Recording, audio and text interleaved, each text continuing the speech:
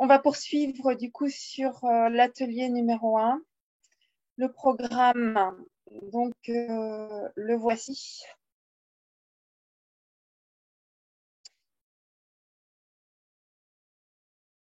Donc, alors le principe, c'est le suivant. Alors, je suis désolée, on est très contraint par l'horaire parce qu'en plus, on a déjà 20 minutes de retard. Hein. Je vois ça sur mon planning, sur l'horloge. Alors, en fait, voilà, on va avoir 5 intervenants. Enfin, voilà, ce qui a été demandé, c'est ceci, c'était de savoir ce qui nous intéresse, nous les enseignants, hein, en terminale, ou même en seconde ou en première, quand on oriente nos élèves, c'est comment font-ils dans le supérieur, hein, pour recruter les élèves avec tous les parcours différents que ces élèves ont pu suivre, hein, au travers de différentes spécialités. Donc, c'est ça la question. Alors, le principe, c'est que chaque intervenant va avoir 15 minutes. Alors,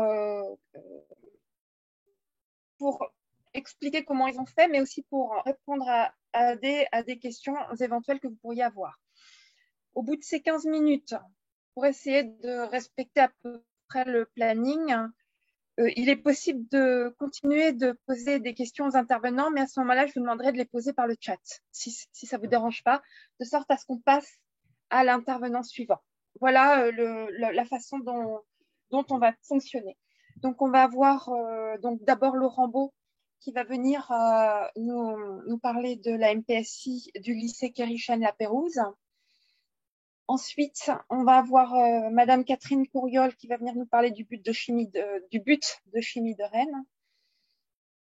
Monsieur Jean Maquet et Monsieur Patrice Léguesdron pour les INSA de Rouen-Rennes. Monsieur Lepalu-Michael pour le but de mesure physique de Lannion. Et enfin, Monsieur Belot-Rotureau Marc-Antoine pour les études de santé PASLAS, hein, de l'Université de Rennes 1. Voilà. Donc, je passe tout de suite la parole à Laurent. Et Laurent, si tu pouvais voilà, tenir un quart d'heure sur ton... Alors, il faut que je partage, hein, sans doute. Hein, Je suis en train de penser qu'il faut que je te donne la parole et que je partage, je te donne voilà, donc, les droits pour te permettre de oui. Donc, Laurent, tu peux tu peux partager si tu souhaites partager parce que tu es co-hôte de cette réunion Zoom. Et tu peux parler aussi normalement.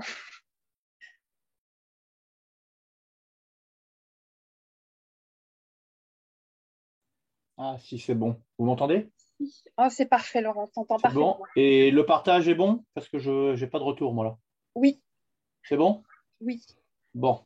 Bonjour à tous. Merci, Gaël. Je vais faire vite, hein. Normalement, en moins de 10 minutes, je devrais pouvoir vous présenter, et éventuellement peut-être des questions derrière, ou j'y répondrai par chat, comme disait Gaël. Donc voilà, je suis Laurent Beau, je suis professeur en classe préparatoire scientifique, deuxième année au lycée La Pérouse-Kérichen en physique-chimie. Et je vais vous présenter effectivement les principaux critères de recrutement quand on fait nos commissions en avril, début mai. Bon, rapidement, hein, je ne vais pas représenter toutes les filières prépa, ce n'est pas le but, mais sur le pôle Kérichen-Vauban, nous avons 5 classes de première année, 2 classes de MPSI, 2 de PCSI, une de PTSI. Bon, si vous ne connaissez pas un peu les spécificités, je vous donnerai des liens tout à l'heure, notamment vers le site vraiment des classes préparatoires scientifiques, où vous pouvez aussi me demander des précisions par chat.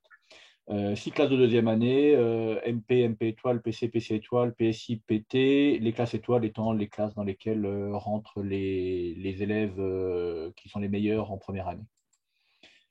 Alors, nous, la commission Parcoursup, ça dépend vraiment beaucoup des lycées, du nombre de dossiers qu'ils reçoivent. Nous, à Kérichen, en filière MPSI, donc dans la commission à laquelle je participe, on a reçu cette année à peu près 1350 dossiers.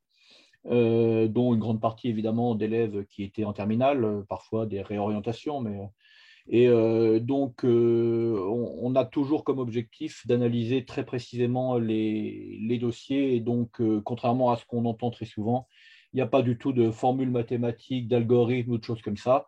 Tous les dossiers sont lus attentivement par trois enseignants. Donc, chaque dossier est évalué par trois enseignants et sans aucune concertation dans un premier temps pour éviter, pour avoir un jugement tout à fait impartial. Et chaque enseignant attribue une note entre 0 à 5, une évaluation de 0 à 5 et rajoute un éventuel commentaire pour quelque chose qu'il a vu qui pourrait échapper à d'autres évaluateurs. Et les critères d'évaluation, bon, ils ne sont pas secrets, hein, c'est évidemment le choix des spécialités, l'appréciation des bulletins des classes de terminale et de première, les méthodes de travail, l'autonomie, la capacité à s'investir, la capacité à réussir, bon, tout ce qu'on verra dans un dossier que je partagerai tout à l'heure. Le niveau de la classe, hein, qui s'étale de très bon, bon, assez bon, moyen. Bon, je n'ai jamais vu moins que ça, mais c'est peut-être possible. La date d'entrée en seconde pour détecter les éventuels redoublements qui ne sont pas forcément totalement discriminants, mais parfois on a des élèves qui redoublent leur terminale volontairement pour avoir un meilleur dossier. Donc on analyse ce dossier de manière différente des dossiers des élèves qui n'ont fait qu'une terminale. Puis le projet de formation motivée, hein, ça s'appelle la lettre de motivation. Beaucoup de personnes disent qu'elle n'est pas lue, que ce sont toujours les mêmes et tout. On pourra peut-être en discuter, mais il y a quand même pas mal de candidats qui fournissent des lettres personnalisées et pour nous, c'est toujours un plus. Là, zut, j'ai zoomé au lieu de passer. La phase 2, c'est une fois que tous les enseignants ont évalué le dossier, les dossiers, on regarde les divergences qu'il y a sur l'évaluation d'un dossier. Et s'il y a des divergences, le dossier est repris par les trois évaluateurs qui connaissent alors les deux autres évaluations.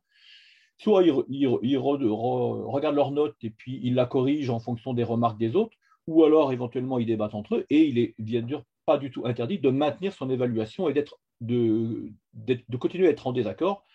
On verra alors que c'est à ce moment-là, en phase 3, que la décision finale s'effectue. Donc la commission finale, en présence de tous les enseignants évaluateurs, donc j'ai mon écran qui s'est éteint, on reprend les dossiers pour lesquels il y a encore des désaccords d'évaluation. On partage le dossier, on le projette, on le passe en revue, on compare à d'autres dossiers à peu près du même type et on prend une décision finale. Donc c'est la phase de délibération. Après cette reprise des dossiers, on décide du nombre de dossiers qu'on classe et on établit le classement final. Alors le classement final, vous allez dire qu'effectivement, il s'établit comment? Il s'établit à partir de la moyenne des évaluations des trois enseignants.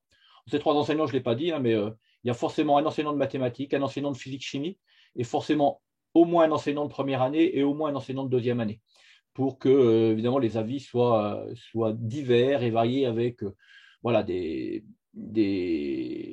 points de vue peut-être différents au départ, mais finalement pour avoir une évaluation assez homogène. Et évidemment, comme il y a pas mal de dossiers qui vont avoir la même moyenne, je ne sais pas, par exemple un 4,33 parce qu'il y a un évaluateur qui a mis 5 et deux qui ont mis 4, bon, on a peut-être 50, 80 dossiers qui ont 4,33 de moyenne. Et à ce moment-là, on a une formule, mais c'est vraiment pour départager les ex-aequo. Souvent, cette formule, elle se base sur le classement du candidat par rapport à l'effectif de la classe en mathématiques, en physique. On regarde les notes de français. Bon, il y a une formule qui permet de départager. Elle n'est pas très, très grave, cette formule, dans la mesure où, finalement, qu'on soit classé 143e ou 152e, ça ne changera rien à la proposition qu'on fera au candidat. Il sera accepté. Ça se joue vraiment sur les candidats de bas de classement, candidats d'ailleurs vers lesquels on n'arrive pas forcément toujours, puisque parfois nous on remplit nos classes sans aller au bout de la liste des candidats classés. Alors, les sources d'information, ça, j'en ai pas mal débattu ces dernières semaines avec certains enseignants et certains parents, etc. On m'a dit ceci il y a 2 ans, on m'a dit qu'on pouvait choisir n'importe quelle spécialité pour faire classe préparatoire, etc. Le on aimerait bien savoir qui c'est. Et en tout cas, pour tout ce que j'en ai eu, c'était rarement l'établissement d'accueil. Donc, une information que vous avez dans un établissement X n'est pas valable forcément pour l'établissement Y. Alors, il y a quand même des règles qui ont été établies par le ministère et qui ont été relayées par le site des classes préparatoires scientifiques, dont je vous donne le lien ici. qui donnent des incontournables. Et je vous projeterai tout à l'heure les spécialités incontournables. Mais si vous voulez rentrer au lycée, si vous avez des élèves qui veulent rentrer au lycée La Pérouse-Kirchen en classe préparatoire, eh ben, il faut se renseigner sur les critères d'évaluation des dossiers pour ce lycée. Donc, on ne se fie qu'aux informations de l'établissement d'accueil lors des portes ouvertes, lors des contacts à distance, lors du salon Azimut ou des choses comme ça, au salon Supermort ou autre. Donc, on a un site web qui est très complet. Il y a une plaquette CPGE scientifique sur le site web qui est présente et qui récapitule les spécialités incontournables et les spécialités conseillées. On a aussi des vidéos de témoignages d'anciens élèves. On a aussi créé un compte Instagram que vous trouverez avec les références que j'indique ici sur le diaporama. Donc, les choix des spécialités, puisque c'était un petit peu l'objectif de cet atelier. En MPSI et PCSI, incontournable mathématiques et physique-chimie. En terminale, incontournable mathématiques. Et quand je dis mathématiques, c'est évidemment les spécialités à 6 heures, pas les mathématiques complémentaires. Fortement conseillé physique-chimie. Envisageable sciences de l'ingénieur ou NSI en complément de mathématiques. Donc, il peut y avoir, on a recruté cette année, on a classé quelques dossiers mathématiques SI ou mathématiques NSI, mais évidemment, la très grande majorité, ça a été mathématiques physique, chimie. L'atout complémentaire étant évidemment l'option maths experte en terminale. On a été surpris de voir énormément de dossiers maths, physique, chimie, maths experte, évidemment, qui partent en général avec une longueur d'avance. Après, quand ils rentrent en classe préparatoire, quand on a fait 9 heures de maths en terminale, on est évidemment mieux armé.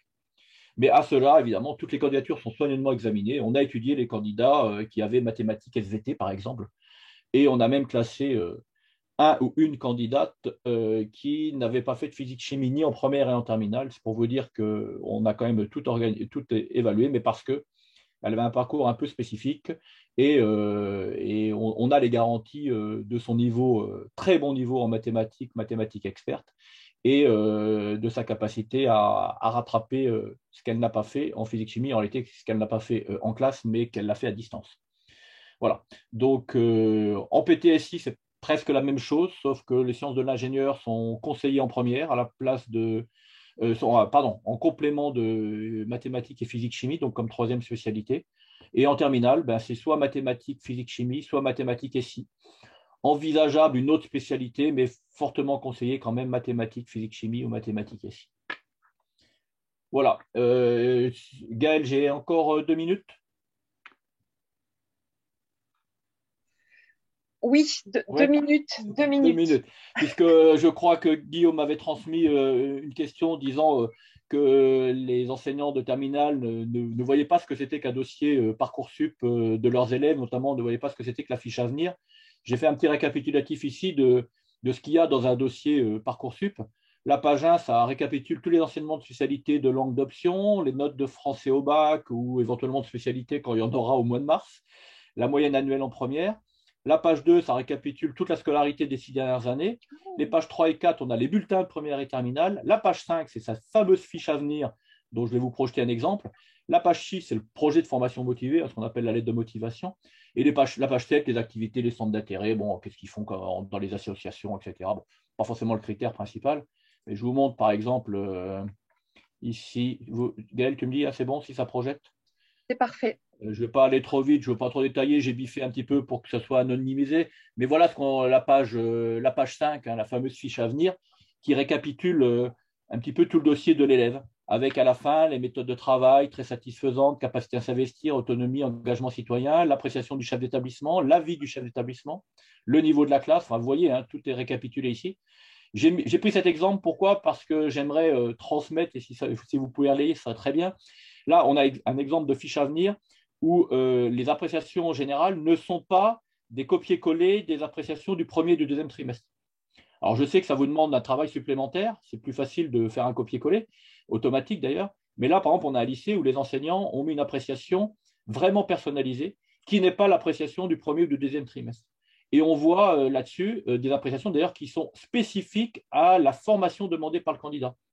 On ne peut pas émettre la même appréciation si le candidat demande un BUP, demande une fac de médecine, demande une classe préparatoire scientifique ou une prépa HEC ou des choses comme ça. Et pour nous, c'est des éléments supplémentaires vraiment très, très importants pour mieux classer un candidat et pour être sûr de ne pas se tromper quand on le recrute. Voilà, je vous remercie. J'espère avoir pas été trop long. Et Gaël, je te repasse la parole. Merci Laurent, tu as tenu parfaitement ton timing. Peut-être qu'il y a des questions que les collègues souhaitent poser Moi, j'en ai à juste Laurent. une, Gaël. Oui. Donc, c'est Hervé, hein. Hervé, Euh, oui, je t'écoute. je voulais juste savoir, est-ce que vous avez observé parfois un différentiel en moyenne de maths spécialité par rapport à la moyenne de maths expert? Et comment vous gérez ça? Ouais, ça a été compliqué cette année et c'est de plus en plus compliqué chaque année parce qu'il y a une inflation sur les notes qui est astronomique. On voit des élèves qui sont 20e de classe avec un 16,5 de moyenne. On a beaucoup de notes qui sont écrasées, donc entre 16,5 et 18,5. Donc, on a du mal à vraiment distinguer le candidat moyen qui a 16,5 du candidat qui est vraiment excellent qui a 18,5. Et on a vu aussi parfois de grosses distorsions entre les notes de maths spécialité et de maths expertes, entre les lycées qui ont considéré que les maths expertes étaient une option et qu'il ne fallait pas pénaliser les candidats par des notes, on va dire, trop justes. Alors, juste dans le sens originel, c'est-à-dire pas des notes moyennes. Hein. Et il y en a qu'on je ne vais pas le cacher, hein, on a un lycée où les 8 candidats de la spécialité, les 8 élèves de la spécialité maths du groupe avaient tous 20 au deuxième trimestre, par exemple. Donc, évidemment, dans ces cas-là, nous, qu'est-ce que vous voulez qu'on fasse? On ne peut vraiment pas trier. Donc, on aimerait effectivement des notes justes. On aimerait bien que la moyenne de l'option S-Math Expert ne soit pas de 18,5 ou 19, parce qu'on n'est pas dupe. On sait très bien que tous les candidats ne se valent pas. Mais il y a des lycées qui ont pris l'option de dire, ben voilà, c'est une option, on ne veut pas pénaliser nos élèves. Il y en a d'autres qui ont noté de manière plus juste, mais nous, ça s'est vu. Hein, c'est-à-dire que quand l'option maths experte est à 12 ou 13 en moyenne de la classe, et que l'élève a 16 ou 17, on voit bien qu'il est au-dessus du lot, quoi. Mais c'est très compliqué. Hein. Je ne vais pas vous le cacher, et ça, tous les collègues de classe préparatoire de France disent la même chose. On a de plus en plus de mal à vraiment trier les dossiers parce que les collègues de lycée, et je ne vous jette pas la pierre, hein, ne veulent pas pénaliser vous voulez pas pénaliser vos élèves avec les notes de contrôle continu. Donc, vous dites, dans tel lycée, ils notent plus large. Donc, nous, si on note sec, on va pénaliser nos élèves. Et puis, finalement, c'est la course à l'échalote. Et puis, nous, finalement, on a quasiment que des dossiers à plus de 16 ou 17 de moyenne, quoi. Donc, par exemple, le dossier que je vous ai montré, c'est un élève qui a été classé quand même que 200e chez nous, alors qu'il y a eu une proposition d'emblée, hein, mais c'est quand même un élève qui a 18 de moyenne, quoi. Et les trois évaluateurs lui ont mis 4 en évaluation, c'est-à-dire qu'il y a vraiment une homogénéité d'évaluation. Mais vous voyez, il est 5e en maths experte sur 35, il est premier en enseignement scientifique, il est 4e en spécialité physique et il est 2e en spécialité maths. Mais des candidats qui sont premier et deuxième en spécialité maths et physique, on en a peut-être 150, quoi. Donc voilà, bon, j'imagine que c'est la même chose sur Le Havre, sur Caen, etc. Et des lycées comme Châteaubriand ou Clémenceau à Nantes ont certainement encore plus de dossiers où les élèves sont premier et deuxième, quoi. D'accord, merci Laurent. Alors je vais, si vous voulez poser des questions, Laurent, n'hésitez pas dans le chat. Je réponds par chat, hein, je vais être attentif. D'accord, merci. Tu peux reprendre le partage. D'accord, merci. Alors on va poursuivre. Avant juste, je voulais juste préciser quand même que si vous vouliez réactiver les micros, j'ai retiré le fait que vos micros étaient bloqués. Vous pouvez les réactiver si vous le souhaitez. Deuxième chose que je voulais aussi préciser, c'est que la visio est enregistrée, hein, comme vous avez pu le constater quand vous êtes branchés, parce que plusieurs collègues ont demandé à ce que ce soit possible de voir cet atelier par la suite en différé. Voilà. Donc, bon, alors Catherine, pour le but de chimie de Rennes, nous te laissons la parole pour 15 minutes. Merci. Bonjour à toutes et à tous. Et merci d'être présente. Je vous en prie, pas de souci. Vous voyez bien mon écran, c'est bon? Oui, parfaitement bien. Merci. D'accord, merci. Donc oui, moi je suis enseignant à la l'IUT de Rennes, au département chimie. Donc je vais vous présenter la façon dont on fait notre recrutement. Tout d'abord, donc le profil des étudiants qu'on recherche, c'est bien sûr des gens qui vont avoir un goût pour la chimie, mais aussi pour les sciences en général, hein, donc de la physique aussi et des mathématiques, et puis qui vont avoir un goût pour le travail en laboratoire, puisqu'on a quand même un aspect pratique très important dans d'autres formations. Et donc le public qui est visé, hein, qui va venir chez nous, ce sont les bacheliers généraux et les bacheliers technologiques, donc principalement la filière STL, série SPCL. Alors, le recrutement se fait sur Parcoursup, hein, comme beaucoup de formations. Donc, les inscriptions doivent être faites sur Parcoursup.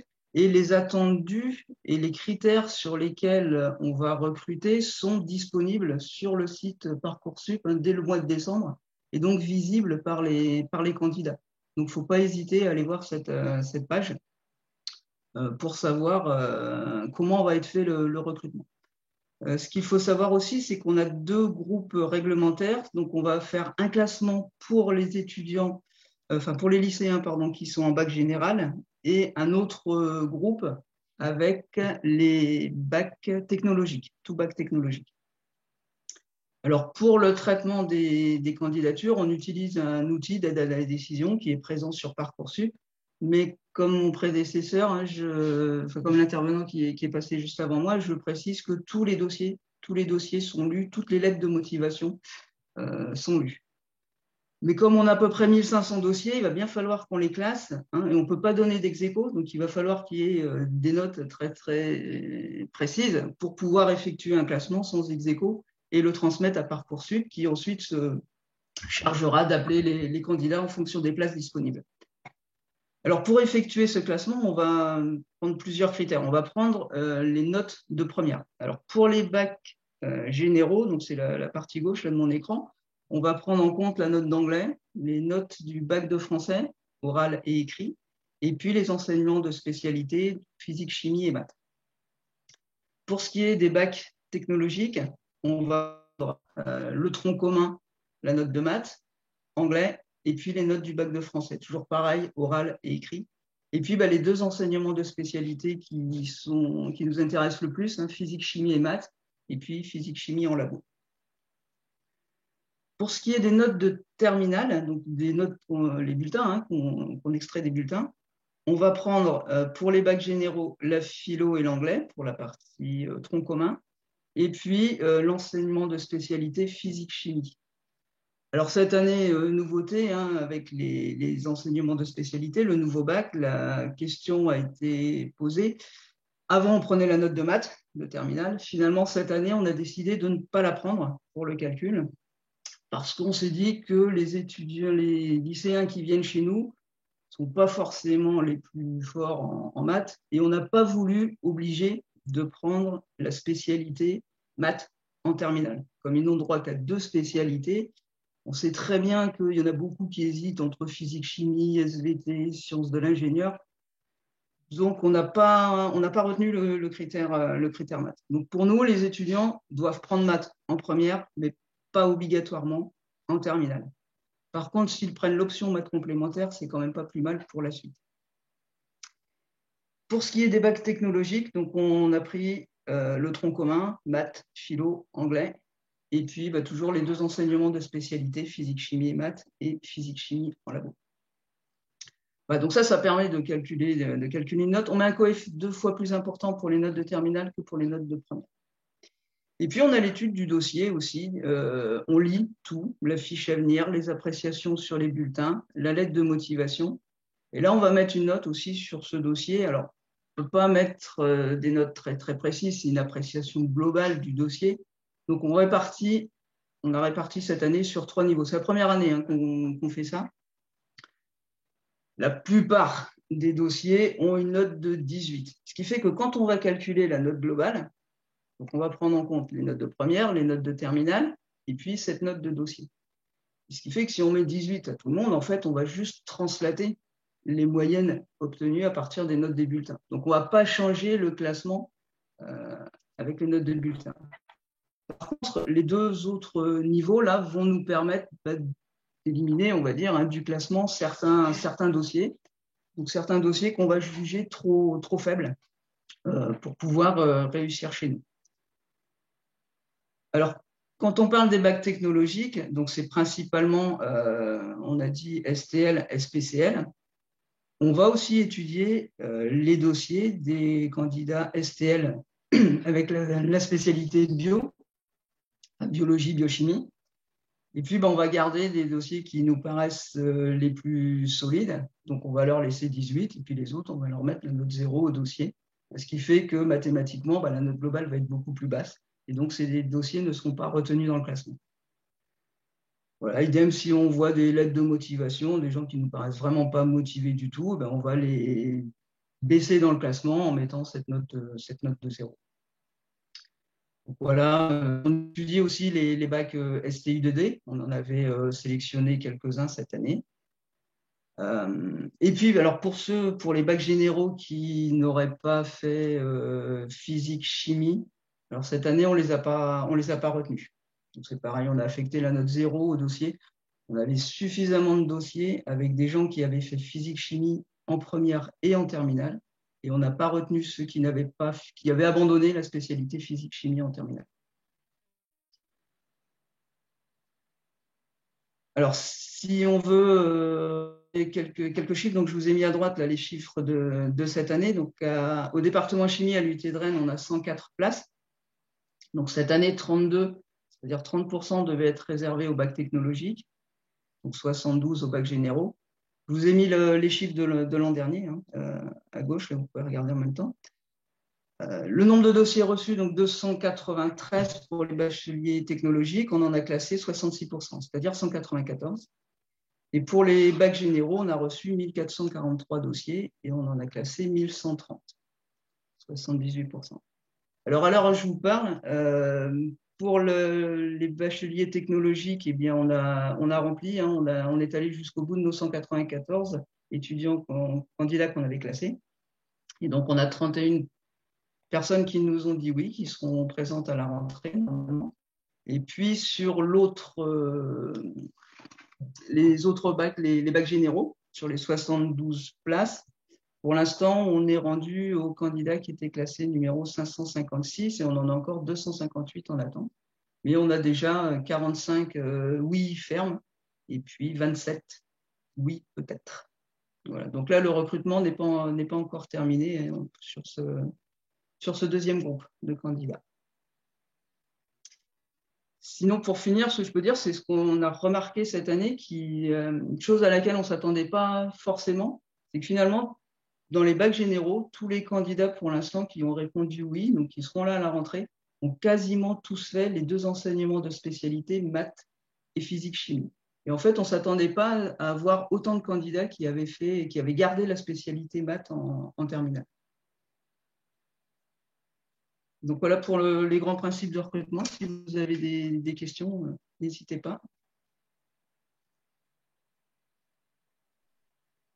Oui, bonjour, moi j'en ai une. Vous m'entendez? Oui, je vous entends. Je voulais juste savoir le fait que le DUT passe en 3 ans, quelle poursuite d'études, comment va s'articuler éventuellement la poursuite d'études en école d'ingénieur ou autre? Alors, on attend un petit peu le positionnement des écoles d'ingénieurs là-dessus. Et alors, selon la spécialité de BUT, on n'aura peut-être pas la même chose partout. Alors, ce que je vais vous répondre, c'est pour la chimie. Il semblerait que les écoles d'ingénieurs en chimie recruteront à la sortie du BUT, c'est-à-dire à Bac+3, pour intégrer en première année d'école d'ingénieur. Il n'y a pas de passerelle à Bac+2 alors? A priori, pour l'instant, les écoles de chimie, notamment celles de la Fédération Gay-Lussac, ne prendraient pas à Bac+2. D'accord, merci. C'est loin. Alors, juste là, c'est Gaëlle Cholamer. S'ils prennent à Bac+3, c'est pour les intégrer à quel niveau En première année d'école d'ingénieur. En première année d'école d'ingénieur. Perdrait, entre guillemets, une année. Oui, en fait, en quelque sorte, ça reviendra à ça. En quelque sorte, par rapport au système actuel. Ouais. Et le débouché professionnel, le fait qu'ils aient fait une année de plus?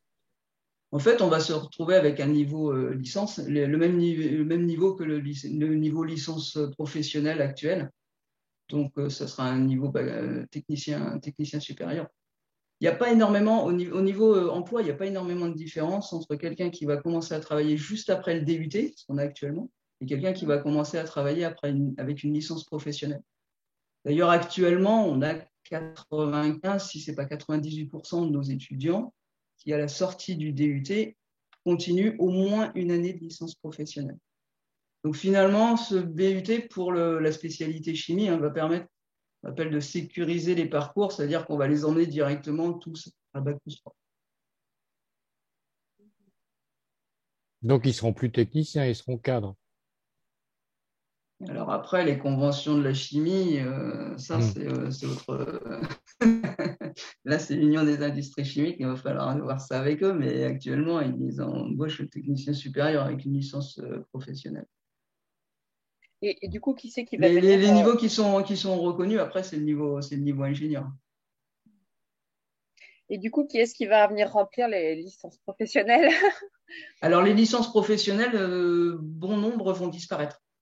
Ah oui. D'ailleurs, bon nombre de licences professionnelles sont portées par les JUT. Et ce qui fait qu'on ne va pas pouvoir maintenir tout en parallèle, une troisième année de BUT, plus les licences professionnelles, plus.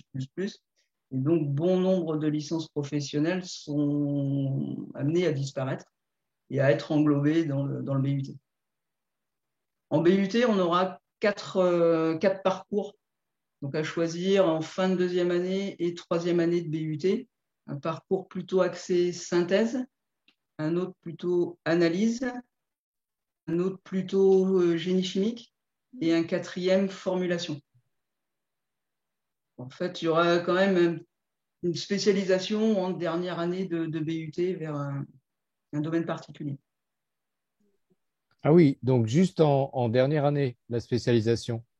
Elle commence en deuxième et elle se poursuit en troisième année. D'accord, ça c'est un changement. Oui. Ah. Oui, parce qu'il va falloir qu'on propose plusieurs parcours.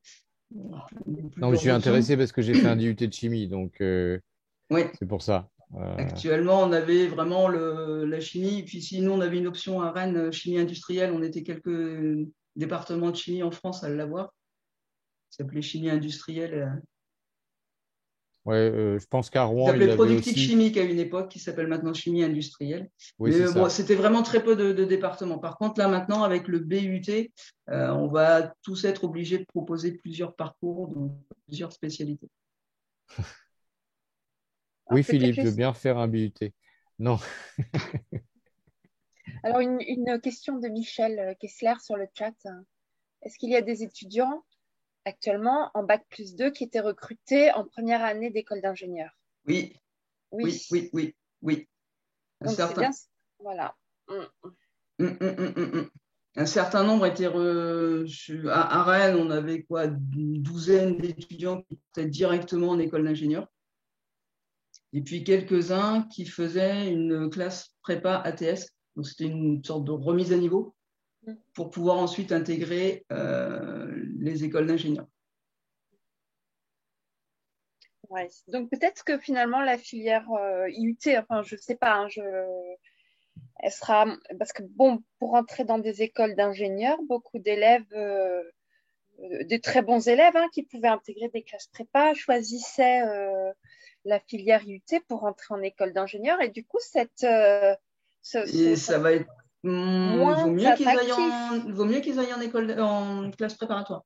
Ce sera moins attractif. Ouais, on est beaucoup moins attractif pour ce public-là. Ouais. En tout cas, s'ils ne changent pas, si au niveau des écoles d'ingénieurs, il n'y a pas de changement à ce niveau-là. Ouais, mais vraiment là, je vous parle pour la chimie. Il semblerait que peut-être dans d'autres spécialités, il y aurait plus facilement de passerelles à la sortie de la deuxième année de BUT. D'accord. Alors, ça, c'est vraiment chaque école d'ingénieur qui va devoir se positionner et dire si elle souhaite recruter après la deuxième ou la troisième année de BUT. Ça, c'est un peu en cours de discussion, parce que comme toute chose nouvelle, il faut un petit peu de temps pour avoir les infos exactes. Moi, je me permets de relayer une question qui est dans le chat et qui m'intéresse aussi, c'est Cynthia. Avez-vous reçu des dossiers de ST2S et si oui, ont-ils été retenus? on ne les a pas retenus. On en a reçu quelques-uns, on ne les a pas retenus. ST2S, STAV, on ne les a pas retenus. D'accord, merci. Par contre, on a reçu quelques dossiers aussi de DAEU, donc diplôme d'accès aux études universitaires, une année qui se fait à l'université, qui permet donc soit pour des gens qui n'ont pas le bac, soit pour des gens qui n'ont pas la bonne spécialité, on va dire, une remise à niveau, notamment en maths et en physique-chimie, qui nous permet après, nous, de les recruter. Avec l'ancien bac, tout le monde avait des gens qui avaient fait un bac ES, par exemple, puis qui se découvraient un attrait pour la chimie. Donc, à ce moment-là, ils refaisaient une année de DAU à l'université qui leur remettait à niveau, qui les remettait à niveau au niveau du bac S. Et à ce moment-là, ils pouvaient candidater, et là, on pouvait les recruter. Très bien. Bon, bah, merci, Mme Coyol. Du coup, s'il y a d'autres questions sur le chat pour le but de chimie de Rennes. Oui, je reste un peu, je regarde les. D'accord, très bien. Merci questions. Beaucoup. Merci. C'était très clair. Merci beaucoup. Merci à vous. Merci. Et du coup, on va passer aux INSA de Rennes et Rouen, où nous avons Monsieur Le Guestron et Monsieur Maquet qui a accepté notre invitation. Donc, je vous passe la parole pour 15 minutes. Merci beaucoup. Bien, merci. Bonjour à tous. Donc, Jean Maquet, directeur des formations à l'INSA de Rouen, et mon collègue Patrice Le Guestron, mon homologue à Rennes. J'ai fait trois petites planches simplement pour essayer de répondre à la question que vous m'aviez posée, c'est-à-dire quel était le profil des étudiants qu'on admettait en première année dans les INSA. Alors, juste quand même pour rappel, les INSA forment un groupe maintenant, constitué de 7 INSA sur tout le territoire.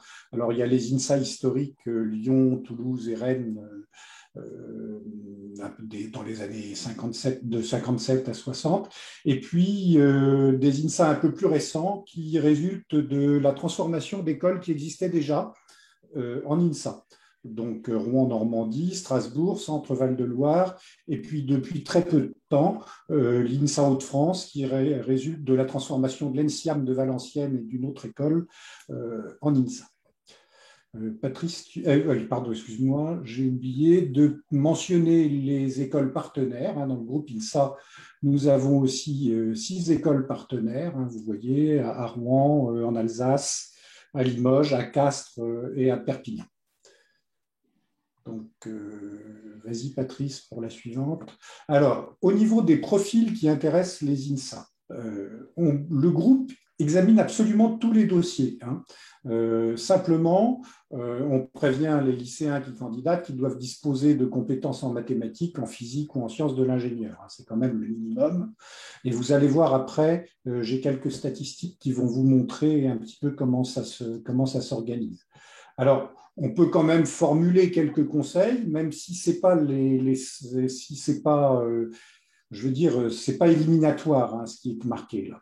Donc évidemment, les conseils de spécialité en première, c'est les mathématiques d'abord, et puis une spécialité scientifique, au moins, sinon les deux. Vous allez voir que c'est souvent physique-chimie qui est choisi par les étudiants qui candidatent chez nous, et c'est assez logique vu le cursus qui suit après. Et donc, en terminale, il faut qu'ils aient gardé les mathématiques ou fait mathématiques complémentaires et une autre spécialité scientifique. On ne prend pas en compte le maths expert. Alors, vous allez voir, l'examen des candidatures se fait uniquement sur les notes.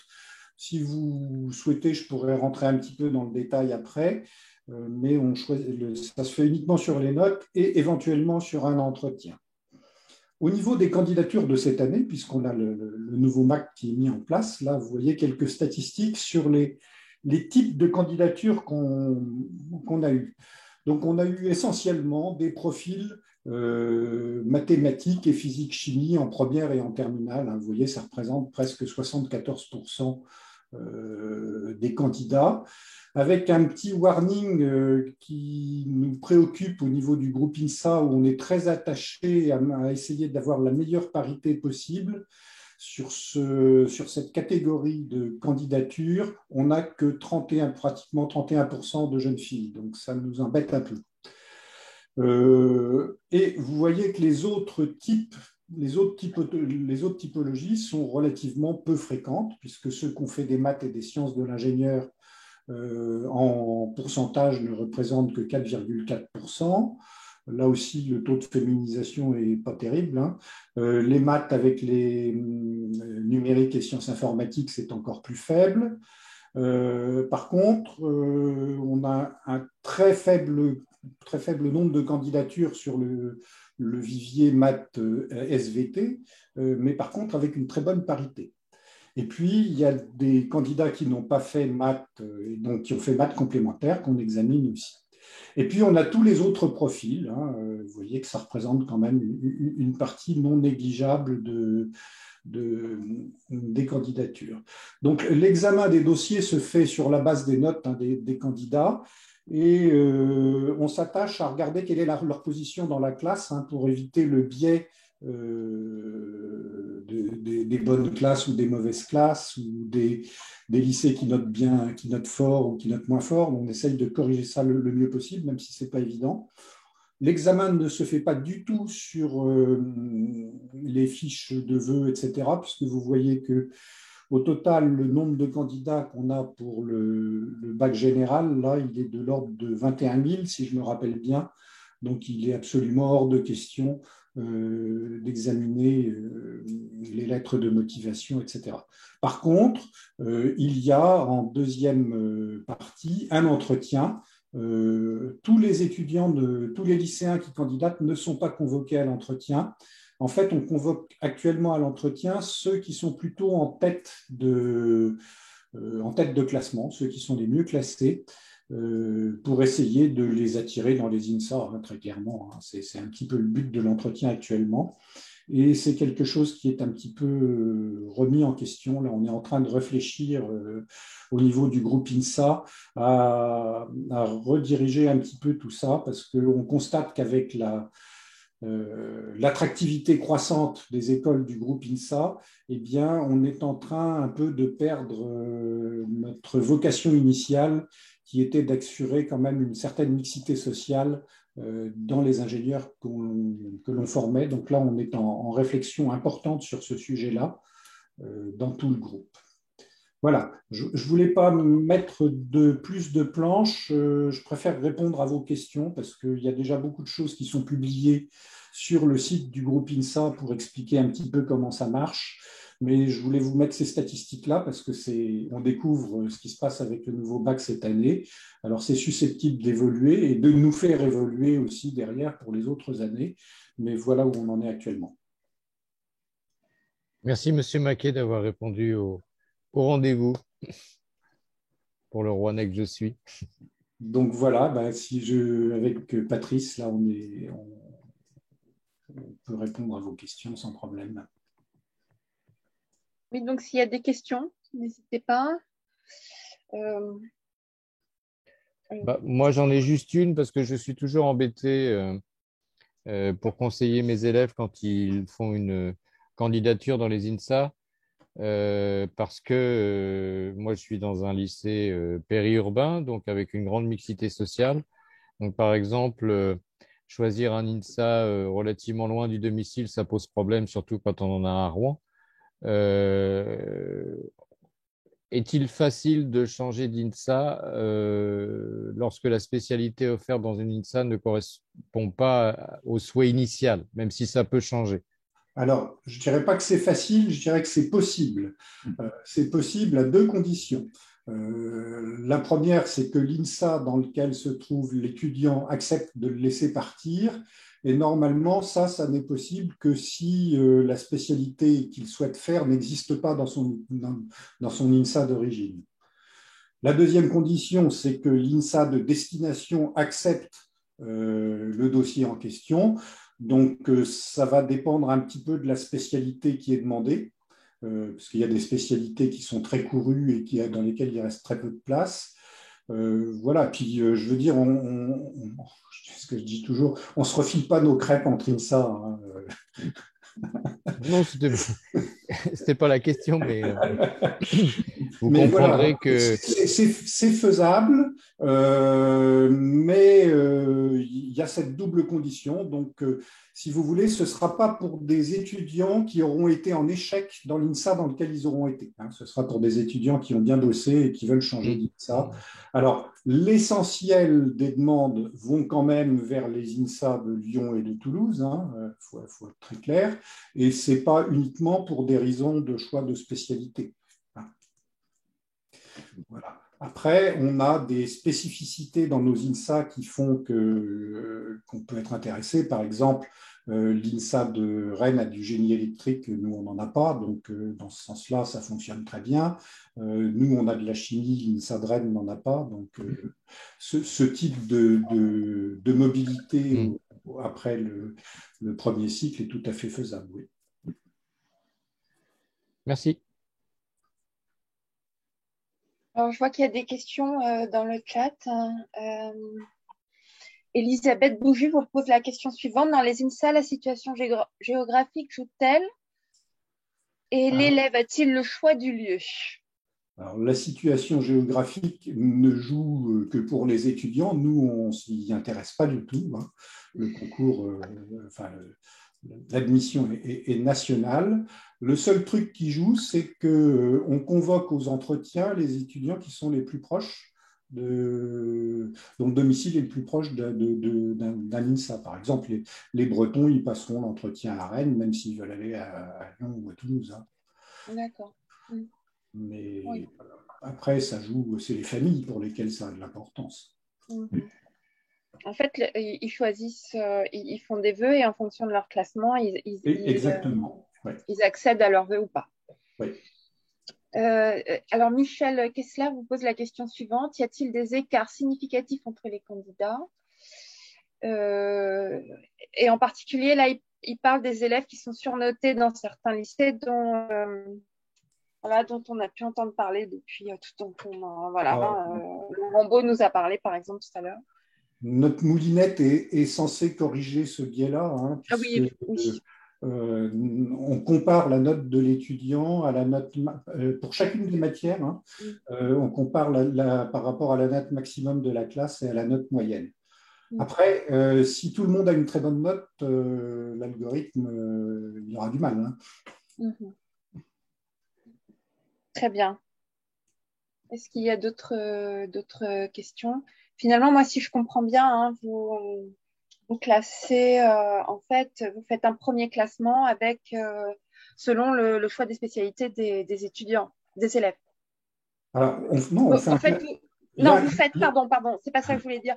Vous faites plusieurs, vous faites plusieurs tares en fonction des spécialités choisies par les élèves. Oui, il y a des barèmes différents suivant les options qu'ont suivi les étudiants. Voilà, c'est ça. Donc, vous affectez un coefficient supplémentaire, par exemple. Alors, les coefficients ne sont pas tout à fait les mêmes suivant les spécialités. D'accord. Voilà. Après, le classement est unique. Hein. Oui, bien sûr. Oui, bien sûr. Très bien. Mais malgré tout, en fonction du choix des spécialités, le traitement n'est pas tout à fait le même.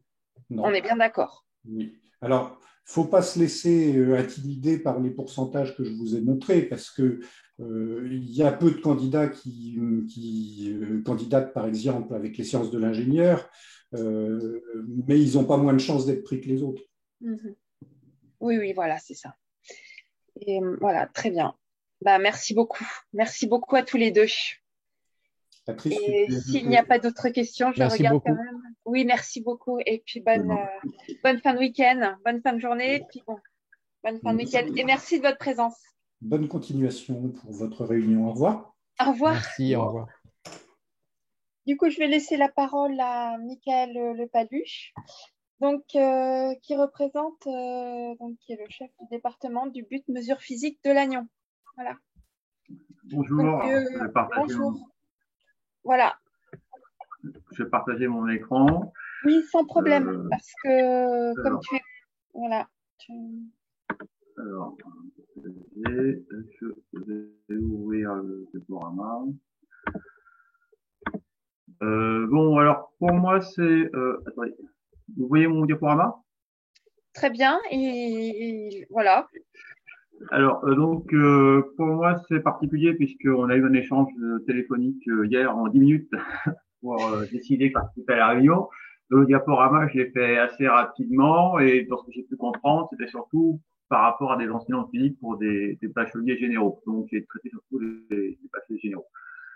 Donc, je me présente effectivement, je suis Michael Palude, chef du département de physique de Lannion, enseignant de mathématiques et j'ai mis mon mail dans le diaporama. Je transfère le diaporama. C'est une version qui était un brouillon, vous aurez la version finale après la présentation.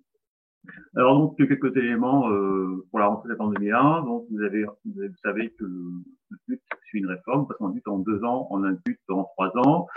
Donc la réforme pédagogique repose sur la mise en valeur des projets et le rectorat donc nous impose d'ouvrir à 21%, pour les 21% de nos places pour les bacs techno sur Parcoursup au lieu de 11% l'année dernière.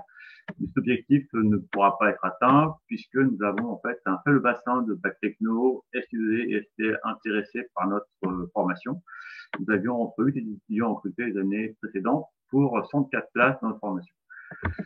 Alors, nous, pour traiter les dossiers généraux, donc en fait, nous réalisons en amont, on réalise un scoring, donc un calcul de notes du dossier, qui va reposer sur un calcul entre l'écart entre la moyenne du candidat en maths physique à la moyenne générale de sa classe, donc en terminale et en première, en mettant un PF2 pour la terminale et 1 pour la première. On effectue une pondération selon le niveau de la classe et on effectue aussi une pondération selon ce qui a été choisi en terminale première, selon l'adéquation à notre formation. Donc effectivement, nous, notre profil privilégié, c'est ceux qui prennent ST maths et ST physique chimie en terminale.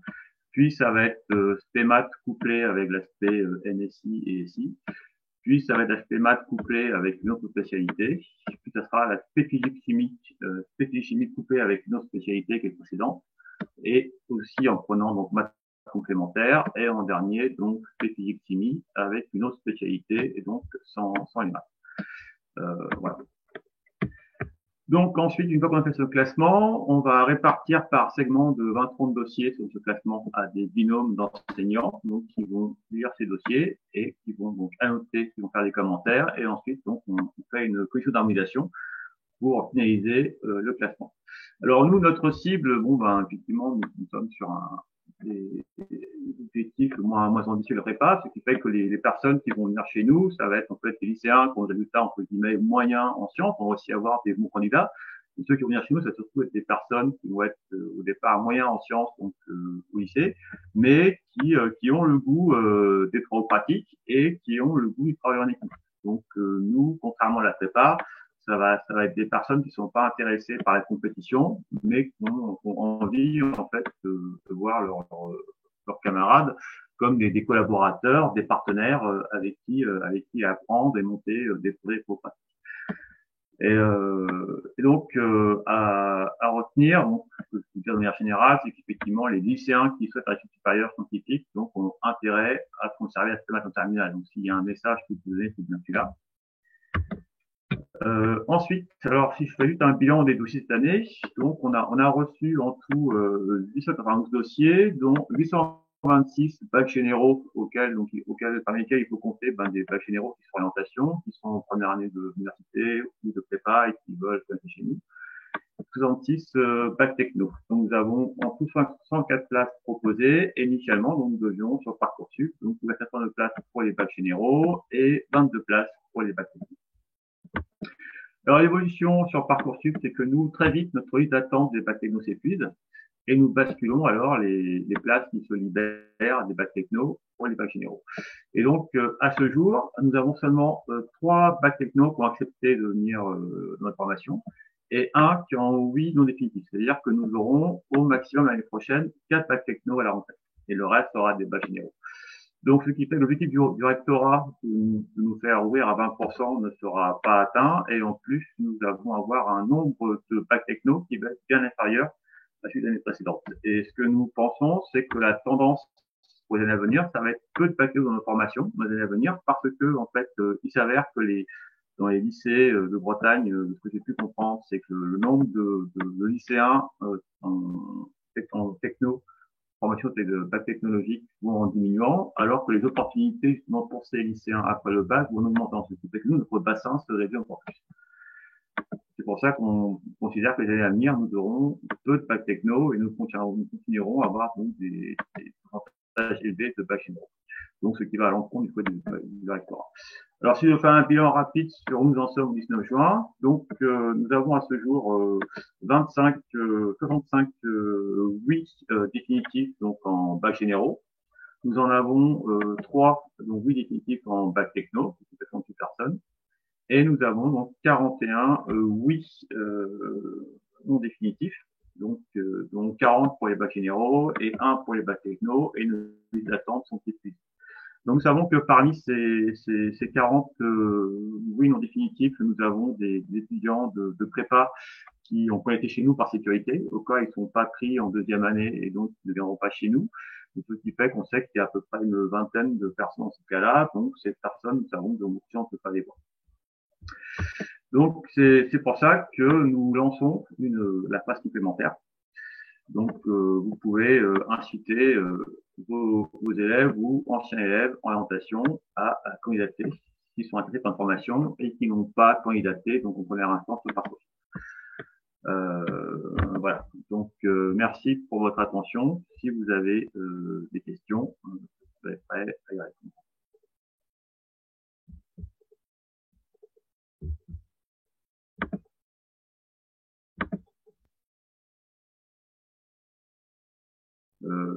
Voilà. Oui, vous m'entendez?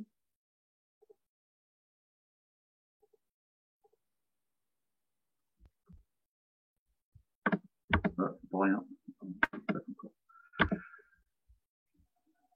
Est-ce que vous m'entendez? Oui, oui, moi je vous entends.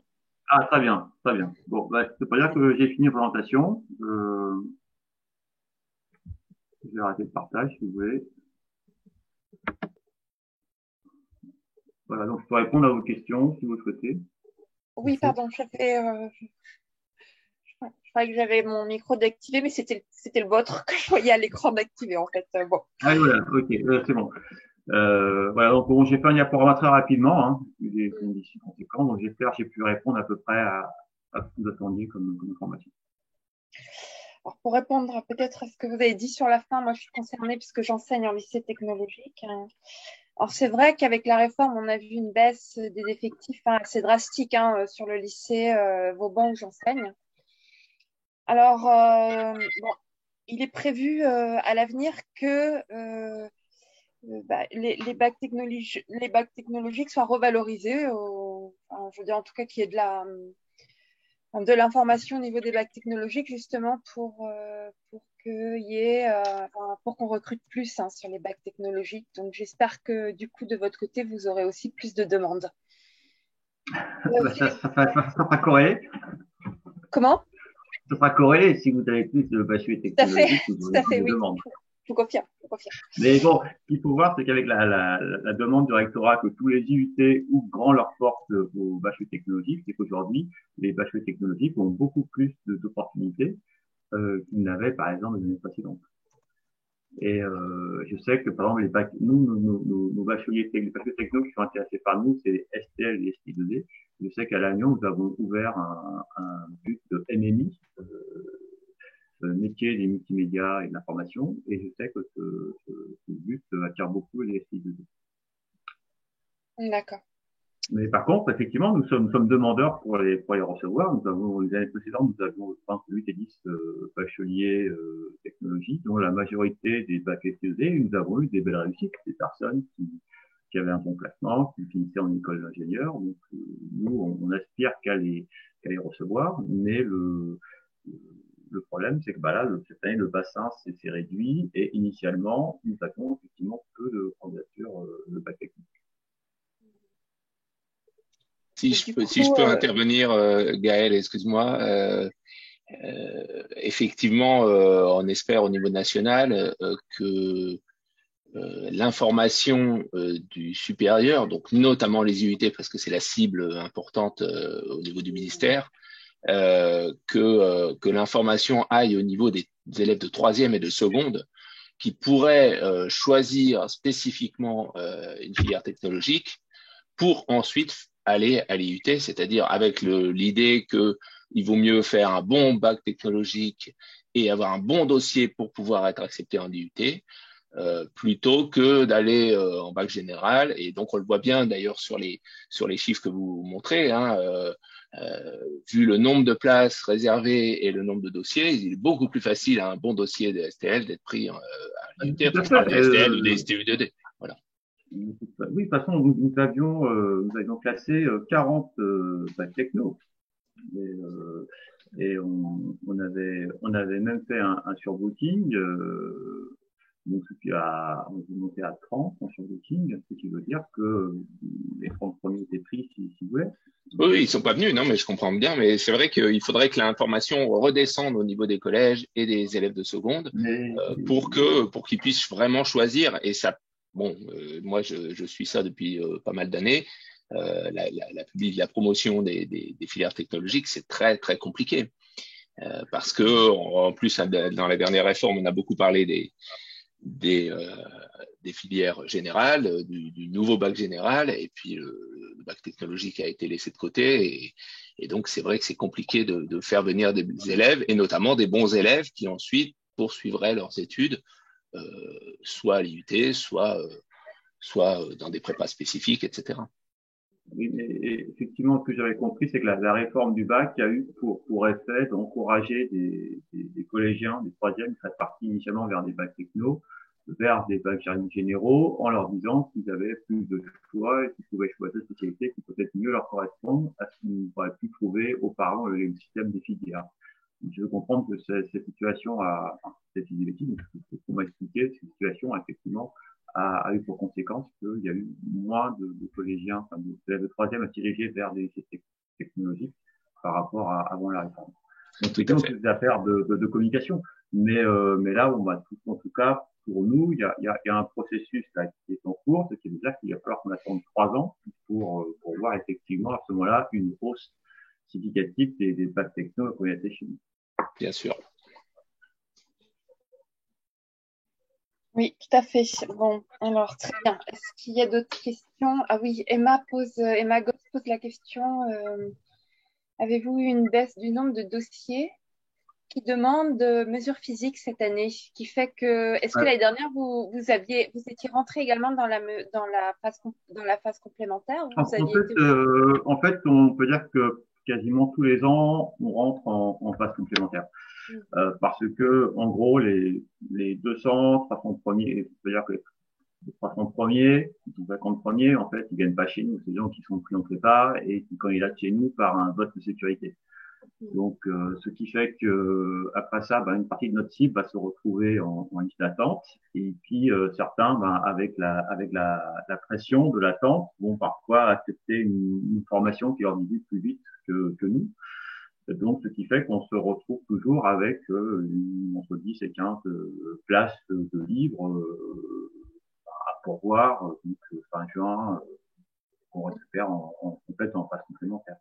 Donc, nous, systématiquement, depuis plusieurs années, on passe en phase complémentaire, puisque parfois, surtout les années précédentes, où sur Parcoursup, les personnes pouvaient faire plusieurs oui en définitif ou pouvaient attendre plus longtemps avant de faire des réponses. Ça avait des phénomènes qui pouvaient stresser les élèves. Et comme nous, les premiers classés, c'est qu'on a des très bons dossiers, ne viennent pas chez nous. Donc, parfois, ça avait pour effet que notre cible, en fait, pouvait décider de partir ailleurs avant qu'on ait le temps de l'appeler. Et vous, alors tout à l'heure avec Madame Courriol, on avait parlé des écoles d'ingénieurs derrière qui, pour le moment, s'étaient positionnées plutôt pour recruter les élèves à la sortie des 3 ans et de les intégrer en première année d'école d'ingénieur. Et chez vous, est-ce que vous avez des informations à ce sujet? Alors, donc cette information, donc c'est effectivement la recommandation qui a été faite par les directeurs des écoles d'ingénieurs. Maintenant, nous avons deux écoles d'ingénieurs là qui nous ont contactés pour mettre en place une passerelle pour que les étudiants puissent passer de la deuxième année chez nous à la troisième année chez eux. Donc, il y a l'ENSAC de Lannion et les IR de Rennes, donc sur un système de croix alternance. Ils feraient leur alternance en deuxième annne chez nous et ils iraient finir le croix alternance pour suivre l'école d'ingénieur. Maintenant, concrètement, notre position là-dessus, effectivement, il y a la recommandation de la commission des directeurs d'école d'ingénieurs. Maintenant, nous avons des écoles d'ingénieurs qui par exemple, font les IR de Rennes, où quasiment l'ensemble de son recrutement, ce sont des DUT. Donc, si jamais on les oblige à recruter qu'après la DUT 3, ils vont devoir faire une année à vide de recrutement, ce qui n'est pas possible. Donc, et nous avons donc aujourd'hui beaucoup plus d'écoles d'ingénieurs qu'il y a 30 ans. Il y a quasiment une école d'ingénieurs qui ouvre chaque année, enfin, en forçant le trait. Et donc, ce qui fait qu'il y a des écoles d'ingénieurs qui vont peut-être 15-20% de leur recrutement qui sont des DUT. Donc, ça va être compliqué pour elles d'attendre un an pour les recruter. Et sans compter que les écoles d'ingénieurs qui développent l'alternance aiment bien prendre des DUT pour l'alternance, puisque les DUT, contrairement au prépa, on fait un stage en entreprise, donc c'est beaucoup trop pratique, ce qui fait qu'il est plus facile pour eux de partir en alternance dès la première année que des étudiants de prépa qui ont fait des intégrales double ou triple et qui n'ont jamais vu l'entreprise pendant 2 ans. Donc, c'est pour ça que par rapport à la stratégie, moi je pense que par rapport à la stratégie de développement d'alternance d'écoles d'ingénieurs et par rapport à celles qui ont un recrutement conséquent de DUT, elles ont du mal à faire une année à vide et devoir attendre un an. Donc, je pense que naturellement, il devrait y avoir des systèmes de passerelles qui vont se mettre en place. Donc, ça c'est une spéculation. Mais je pense que pour une poursuite en école d'ingénieur, c'est plus cohérent de prendre un étudiant à la fin du PUT2 qui quitte à lui mettre une petite mise à niveau en mathématiques ou en sciences, plutôt que d'attendre qu'il fasse un PUT3 où le PUT3, ça va correspondre un petit peu à une licence pro, où il va avoir moins d'enseignement théorique, plus d'enseignement pratique et un grand stage, c'est-à-dire qu'il sera, peut-être à la rigueur, c'est l'enseignement théorique, il sera moins au point à la fin d'un PUT3 qu'à la fin d'un PUT2. Très bien. Après mais ça, c'est ma spéculation, si vous voulez. Aujourd'hui, le discours officiel, il prévoit effectivement un recrutement à la fin du Q3, c'est ce qui est recommandé, mais nous avons déjà, nous, des passerelles qui sont en train de se développer avec 2 écoles d'ingénieurs et certainement d'autres par la suite, puisque certaines écoles d'ingénieurs vont pouvoir difficilement appliquer cette contrainte. D'accord, très bien. Bon. Bah, c'est pas simple pour l'orientation, hein, ça ne simplifie pas les choses. C'est comme pour nous, pour être clair par rapport aux étudiants, c'est pas facile. Maintenant, de toute façon, nous, notre cible, c'est des étudiants qui vont être moyen plus, pour qui le cadre prépa n'est pas adapté, et pour le cadre universitaire qui sont pas F, ils ont besoin d'un encadrement. Et donc, cette cible-là, si elle vient chez nous et qu'elle a réussi, elle pourra, si elle arrive à avoir un bon classement, elle pourra pouvoir un peu école d'ingénieur. Mais en fait, toutes les règles ont été un petit peu modifiées. Mais bon, je pense. D'accord. Voilà. D'accord, très bien. Bah, je vous remercie beaucoup d'avoir participé à cet atelier. Je vous remercie d'autant plus, comme je l'ai déjà dit plein de fois, mais c'est un samedi et du coup, je vous remercie encore plus. Je vous laisse répondre à Cynthia Rabalan dans le chat qui a posé une question qui doit être sans doute sur l'Académie de Nantes. Et si Monsieur Belot-Roturo est là, est toujours là, est resté avec nous. Bien, je vais m'occuper du chat. Je ferme le micro et la vidéo. Merci beaucoup. Au revoir et bon week-end. Merci. Est-ce que monsieur... Oui, bonjour à toutes et à tous. Bonjour. Donc, on va finir par les études de santé. Vous êtes responsable du PASLAS de Rennes, de l'Université de Rennes 1. C'est ça, c'est ça. Je vous laisse la parole. Je vous remercie d'avoir patienté, parce que du coup, on a un petit peu de retard. Et comme vous êtes le dernier à passer, les retards se sont accumulés. C'est pas grave, c'est souvent le cas.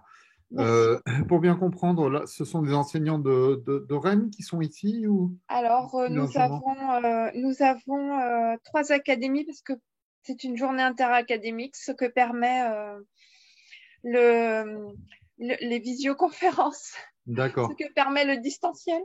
Donc, ce que je Donc, vais, Nantes, Normandie et Bretagne. ce que je vais dire concerne exclusivement le campus santé de Rennes.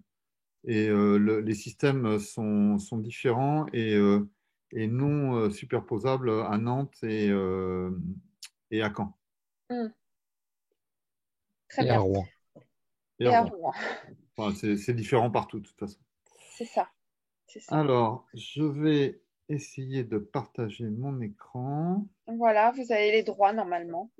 Parfait. Est-ce que vous voyez mon écran? Oui. Oui, c'est bon? Oui, c'est parfait. Merci. Oui, c'est parfait. D'accord. Alors, je vais me mettre en plein écran. Voilà. Est-ce que c'est correct pour vous? Ah oui, c'est très bien. On voit parfaitement. D'accord. Donc, je me présente. Je suis en effet le président du jury PASS-LAS pour le campus santé de l'Université de Rennes 1. Pour vous présenter les choses très très rapidement, puis après, si vous voulez, on pourra échanger directement. La réforme des études de santé qui est mise en place cette année permet un recrutement en médecine, maïeutique, odontologie, pharmacie et kiné, avec des filières médicales MMOP, puis une filière paramédicale kiné, selon deux modalités. Une première modalité qui est le PASS, le parcours d'accès spécifique en santé, qui correspond à ce qu'il y avait auparavant et qui était la PACES, la première année commune des études de santé, qui a assez peu évolué. Dans ce PASS, donc on reprend les éléments de la PACES pour faire assez simple et on introduit une option disciplinaire qui est donc une mineure disciplinaire dont je vais vous parler après. L'autre voie de recrutement qui est nouvelle, c'est le LAS, la licence avec accès santé. C'est le miroir inverse avec à l'intérieur une option santé qui va donc permettre d'avoir pour les étudiants une formation en santé. À Rennes, il y a des PASS et des LAS. À Caen, par exemple, il n'y a que des LAS. À l'issue, on peut soit être recruté en santé, soit passer en L2, L3 où il y aura une deuxième chance, soit n'avoir rien du tout et recommencer via Parcoursup. Pour le PASS, la maquette pédagogique à Rennes comprend des enseignements de chimie-biochimie, histo-embryo-biocell, sciences humaines et sociales, biostatistique, pharmacologie, et puis une nouvelle UE qui est une UE de projet professionnel qui n'est pas notée mais qui doit être validée. Ça, c'est un tronc commun que font tous les étudiants au premier semestre. Au second semestre, il y a également un tronc commun avec de la biophysique, physiologie, de l'anatomie générale et de l'anglais pour un volume de 100 heures. Et puis, il y a à côté de ça excusez-moi, je reviens sur des parcours personnalisés correspondant à chacune des filières. Dans ces parcours personnalisés, il y a deux éléments. D'une part, il y a l'option disciplinaire que les étudiants doivent choisir sur Parcoursup quand ils candidatent. Et on en a 8 qui sont indiqués ici. Et puis, il y a des éléments de santé communs pour médecine maïeutique qui représentent 50 heures, distincts pour odontologie, 50 heures également, et pour pharmacie. Le choix de la ou des filières, puisque les étudiants ont la possibilité d'aller sur plusieurs filières, se fait à l'issue du premier semestre, au mois de janvier. Les options disciplinaires avec les effectifs qui sont pour cette année, hein, les choses évolueront pour l'année prochaine, maths, info, physique, chimie, SVT, enfin sciences de la vie, droit, pour des étudiants qui suivent leur passe à Saint-Brieuc, parce qu'on a des antennes délocalisées, à Saint-Brieuc et à Vannes, éco-gestion, psychologie, et puis sur le site de Vannes, SVT. L'autre partie du document, ce sont les LAS. Alors là, les LAS avec une option santé. Et il y a 14 LAS, maths, info, physique, chimie, SVT, droit, éco-gestion, psycho, STAPS, et puis AVAN, SVT, maths, éco-gestion et droit. Les cours de l'option santé, pour toutes les LAS, sont communs. Ce sont des diaporamas sonorisés, disponibles en ligne, que les étudiants doivent valider, organisés en 2 parties, un tronc commun de 50 heures. Enfin, les étudiants de LAS 1, ce n'est pas tout à fait le cas pour les LAS 2, 3 de pharmacie, qui n'en ont pas besoin à Rennes. Un tronc commun de 50 heures au S1, et puis une ou plusieurs filières, selon leur choix, de 50 heures au S2. Au niveau du S1, on a de l'anatomie, de la physio, de la pharmaco, de la biocelle et de l'histologie. Au niveau du S2, un parcours personnalisé qui, là aussi, est commun médecine maïotique, avec une distinction selon que les étudiants sont en licence format sciences. Et donc, à ce moment-là, ils vont faire plutôt des sciences humaines et sociales en complément. Ou s'ils sont en sciences humaines, droit, psycho, etc., ils vont faire des biostats et de la biophysique. Un parcours complètement distinct en pharmacie et un parcours complètement distinct en odonto. Ce qui fait qu'au final, pour les étudiants de l'AS, c'est compliqué de faire plusieurs filières. Voilà, donc je pense qu'une de vos questions, c'était, si j'ai bien compris, donc je vais arrêter mon partage d'écran, c'était de voir ce qu'il fallait conseiller à vos élèves. Là, c'est l'élément qu'on va pouvoir discuter maintenant si vous voulez. Vous avez compris qu'il y a 2 voies de recrutement, c'est-à-dire que si votre élève souhaite faire une passe, moi, ce que je conseille très clairement, pour Rennes, hein, ce n'est pas forcément le cas partout, c'est qu'ils prennent maths, SVT et physique-chimie en première et qu'ils laissent tomber la SVT en terminale parce qu'il y a beaucoup de géologie et ça ne sert absolument à rien. Et donc, ils concernent maths et physique en terminale. Si votre étudiant est en LAS, à ce moment-là, c'est totalement différent. C'est-à-dire que, de toute façon, pour tous les lycéens, moi, ce que je leur conseille, c'est de prendre les spécialités dans lesquelles ils sont bons. Et si votre jeune, là, il est bon en histoire géo et, je ne sais pas, en SES et en maths, eh ben, il prend ça, il laisse tomber l'histoire géo en terminale, il fait une LAS éco-gestion, et c'est super. Il va être recruté en 2e année. Il y a autant de places d'un côté que de l'autre. Si je ne sais pas, il veut faire une fac de droit et qu'il est super bon en lettres, en droit, il n'y a pas de maths, hein, il n'y a pas de physique, il n'y a pas de SVT, il n'y a pas besoin de tout ça. Hein. Le contenu de l'option santé n'est pas du tout, n'est pas vraiment pas très sélectif sur ces éléments. Et ainsi de suite, ça peut se décliner selon les LAS qui veulent faire. Donc, différents profils de lycéens qui peuvent correspondre à différentes possibilités de recrutement. Voilà, si vous voulez, on peut échanger maintenant si vous avez des questions.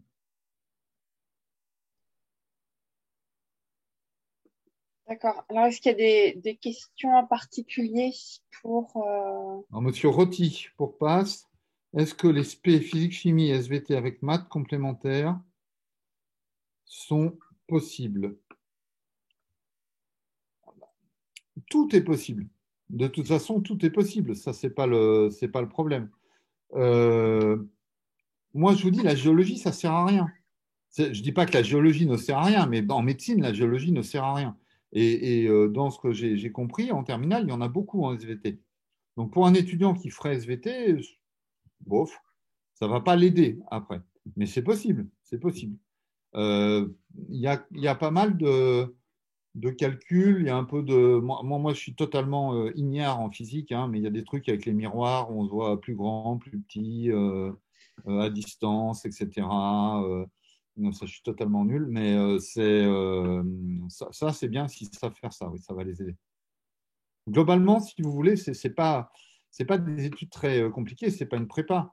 Individuellement, tout est assez simple, c'est la somme de tout qui est difficile. À Rennes, souhaitable. Donc oui, non, moi je vous dis souhaitable, monsieur Rotti, c'est mieux, je pense, de faire maths et physique. Mais après, si cet étudiant-là, il est super bon en SVT et qu'il veut laisser tomber la physique, oui, ils peuvent tout tenter. Ce que je voudrais vous dire, c'est qu'il y a quand même, à peu près 50% des étudiants, enfin au moins 40% à l'issue de leur première année qui n'auront rien. Rien, rien, hein. C'est-à-dire Parcoursup. J'ai des bacs mention très bien qui n'ont rien. Donc il faut vraiment réfléchir en amont, indépendamment de la pression sociale, indépendamment de la famille, à la pertinence de ce parcours. Est-ce que c'est ce qu'il leur faut? Est-ce qu'il ne vaudrait pas mieux qu'ils fassent autre chose, une profession paramédicale dans un premier temps, puis après, dans un deuxième temps, tenter une passerelle, ce qui existe aussi? Ce sont des études où le PASS, hein, je parle du PASS, où il faut beaucoup de connaissances par cœur. Beaucoup, beaucoup, beaucoup. Cette somme-là est très importante. Donc, nous, on se retrouve avec des élèves de terminale qui sont très brillants, très intelligents, mais qui ne travaillent pas assez sur le fond, enfin, sur l'apprentissage par cœur, et donc ils sont en échec. Parce que individuellement, chaque cours, vous mettez un gamin de seconde ou de troisième, il va comprendre. Hein. Ce n'est pas vraiment compliqué, il faut juste le savoir. Alors, à Rennes, tous les élèves qui ont demandé PASS ont été acceptés en première année. Vous voulez dire, monsieur Martel, en première année, prenez la parole hein, si vous voulez. Tous ont été acceptés en première année de PASS ou ou en recrutement santé?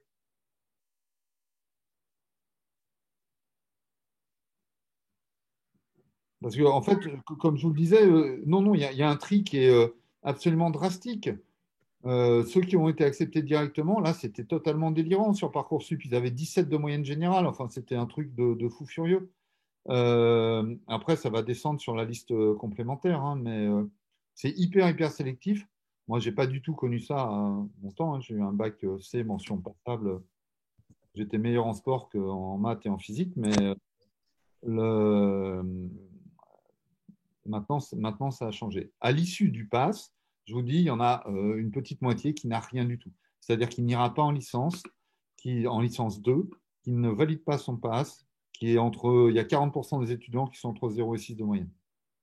C'est pour ça que ça a un impact qu'il faut vraiment anticiper pour eux. Comment vous avez géré, pardon, Oui, mais je vous en prie. comment vous avez géré les redoublants? Alors là, les résultats sont encore en cours. Il n'y a pas de redoublant. On ne peut pas redoubler son PASS.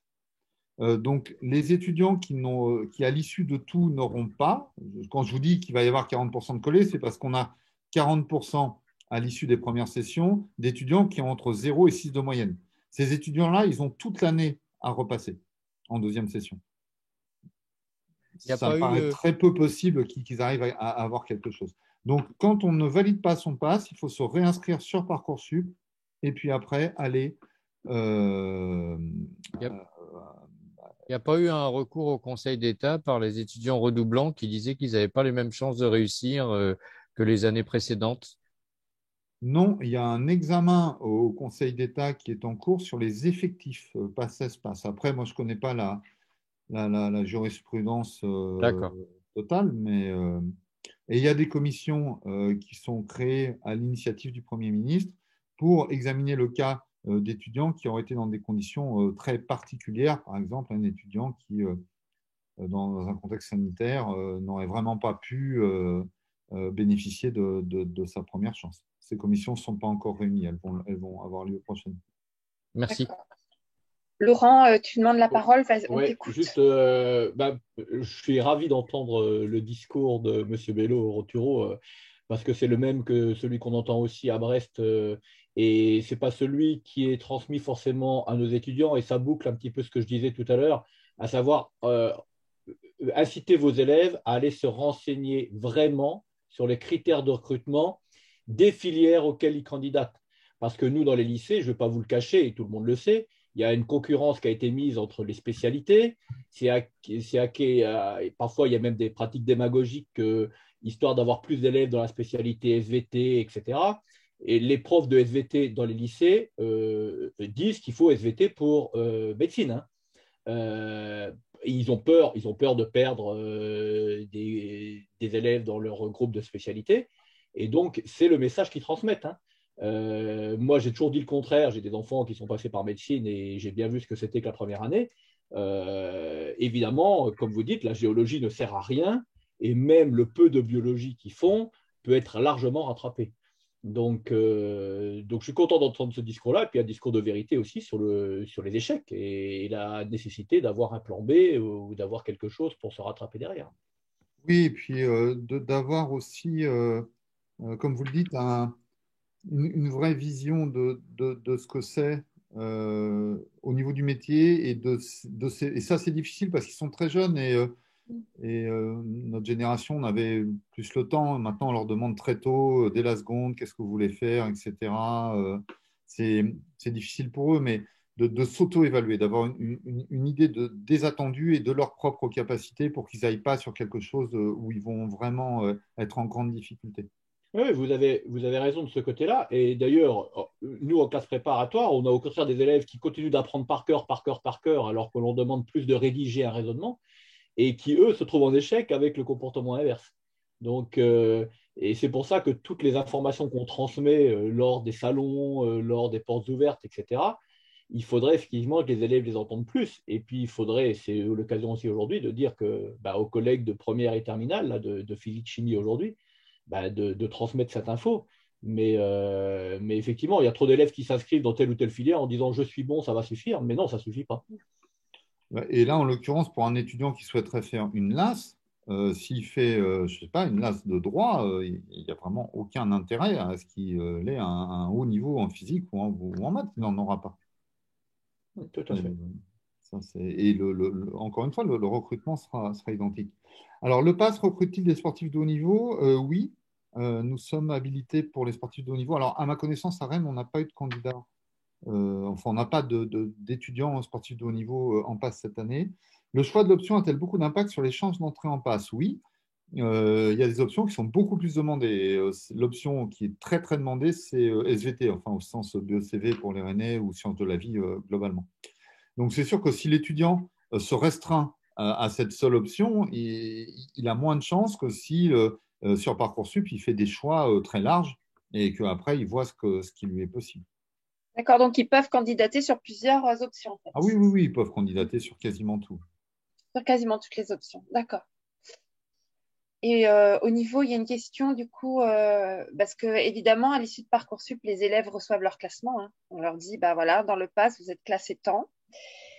Et du coup, est-ce que vous, pour faire le classement, vous faites, comme on a entendu sur d'autres formations, c'est-à-dire que vous faites un tas pour ceux qui ont pris telle spécialité, un tas pour ceux qui ont fait telle spécialité. Enfin, globalement, comment vous arrivez, vous, à classer sur Parcoursup? Oui, c'est ça. Alors, je ne pourrais pas vous répondre très, très précisément là-dessus. Je sais qu'il y a Enfin, Parcoursup, c'est une grosse machine en fait qui donne des résultats. Alors, on ne sait pas s'ils sont bons ou pas bons, ces résultats, mais il y a des résultats. Donc, du coup, ça peut avancer. Il y a des coefficients qui ont été définis pour chaque élément. Je sais que l'appréciation du professeur principal, c'est un certain coefficient. Les options qui ont été choisies, c'est un autre coefficient. Le résultat à ces options, c'en a un troisième, enfin, etc. C'est un système qui est assez complexe, mais je ne suis pas en charge de ça. Donc, je ne pourrais pas vous éclairer vraiment précisément. D'accord, très bien. Merci. C'est paramétré et après, il y a un traitement informatique qui se fait. Oui, il y a un traitement informatique. Très bien, je vois bien. Parce que c'est des milliers de candidatures. Hein. Comment? C'est des milliers de candidatures. Oh bah oui. Oh bah oui. Alors, je regarde il y a plusieurs questions. Hein. Mais vous pouvez intervenir peut-être à l'oral hein, pour expliquer comment l'aspect SVT en termes pour PASS, peut-être faudrait-il les informer. Bah oui, c'est vrai qu'on était quand même assez étonnés de ce que vous nous avez dit tout à l'heure, à savoir de l'abandon de la SVT. C'est vrai je vous donne mon avis personnel, hein, je parle à mon titre personnel. Oui. Et sur mon ressenti à Rennes, encore une fois, les autres Nantes, etc., peuvent avoir des systèmes qui sont vraiment différents. Hein. Donc, je vous l'ai dit en préambule, hein, c'est vraiment pour Rennes. Et moi, c'est mon avis personnel que la géologie ne va pas du tout être évaluée. Si la géologie représente une part importante de la SVT en terminale, c'est des connaissances qui est toujours intéressantes d'avoir, mais qui ne seront pas prises en compte, pas évaluées. Comme disait Monsieur Beau, le niveau global, je partage son avis, peut très, très aisément se rattraper. Je pense que c'est important de faire SVT en première, mais après en terminale, je ne suis pas sûr que c'est pour cette candidature-là une plus-value très importante, d'autant que ce qu'on demande à Rennes, c'est beaucoup de connaissances. Alors qu'en physique, les modes d'évaluation sont tournés, comme je vous le disais, sur ces miroirs, ces choses-là, etc. Enfin, bon, je dis ça, le miroir, ça m'a frappé lors du dernier examen que je ne savais pas répondre à une question. Hein. Et donc, du coup, ce sont des exercices. Donc là, je me dis que quand même, un étudiant qui, en terminale, aura fait, se sera préparé par rapport à ces exercices, etc., sera plus à l'aise. D'autant qu'il y a aussi du rayonnement, de la biophysique, etc. Ça peut peut-être être plus intéressant pour lui. Et la chimie peut-être aussi, qui peut être… Et la chimie également, tout à fait. Il y a de la chimie. Très bien. Eh bien, écoutez, alors éventuellement, s'il y a une dernière question, sinon, on va pouvoir vous libérer, parce que je crois qu'on a bien abusé. Non, mais c'était avec plaisir. D'accord, très bien. Je vous remercie beaucoup d'avoir accepté de participer à l'atelier. Je vais peut-être, on va pouvoir conclure, sauf s'il y a quelque chose, une dernière chose que quelqu'un souhaite exprimer. Non, c'est bon. Alors du coup, écoutez, je vous propose… Juste 2 minutes. Oui. Je veux dire que là, je vois, parce que j'étais en train de parler en privé avec une collègue, je veux dire que pour les prépas à destination de Kérichen, et donc on va dire le bassin brestois ou le bassin brestois élargi, s'il y a des collègues là qui sont dans cette assemblée et qui pensent qu'ils n'ont pas assez d'informations ou pas assez de retours de leurs anciens élèves, etc., il ne faut pas qu'ils hésitent à nous contacter. C'est vrai que les 2 dernières années, enfin la dernière année, et puis cette année aussi avec le Covid, ça n'a pas été facile de transmettre l'info. Mais voilà, nous, on organise des mini-stages, des choses comme ça pour les anciens élèves, enfin pour les futurs élèves. Mais on peut aussi organiser des mini-stages ou des pots d'accueil ou des pots de discussion ou d'échange pour tous les professeurs, Amiral Renard, Vauban, Liroise, Châtelain, Landerneau, Landivisio, et voire plus loin pour ceux qui sont intéressés. Voilà, c'est juste un peu de pub. D'accord, merci Laurent. Bon, du coup, sur ce, je vous dis au revoir. Bonne fin de journée, bonne fin de week-end. Bon courage à tous les collègues qui doivent aller évaluer l'oral à partir de la semaine prochaine. Et puis, je vous dis au revoir et je mets fin à la réunion. Et puis, j'espère vous revoir bientôt. Voilà. Bon week-end à tous. Bon week-end, au revoir. Au revoir.